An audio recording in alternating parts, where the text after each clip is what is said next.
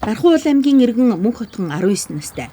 Энэ удаагийн сонгуул түүний хувьд анхных нь Тэмээс өглөө эртлэн босож үндэсний дээл хувцаараа гоёж бэлтгэж байгаа нь энэ. Харин Хунлий Цуга 76 настай. Тэрээр нэг ч сонгуул алгасалгүй идэвхтэй оролцож иржээ. Мөнх зул Хунлийц нар Дархан суман дахь 13 дугаар хэсгийн хоронд санал өгөх 2000 гаруй иргэний төлөөлөл юм. Би анх удаага энэ жил сонгуул өгч үзэж байна. Гэхдээ сонгуул өгөх бол хамгийн том ажил юм шиг санагдлаа. Нэг цаашдынхаа Монголынхоо ирээдүйд хөрөнгө оруулалт хийж байгаа юм шиг л санагдаж байна. Тэгээд өглөөрт ер нь бол ирээ сонгуул өгчүүлээрээ амар юм байна. Ер нь бол мөрийн хөтөлбөртэй танилцсан нэг гэрээр нэг хүмүүс ингээд юм таргаад өгдөг штеп. Яг тэрнтэй уншиж танилцаад ер нь бол хамгийн сайн танилцсан.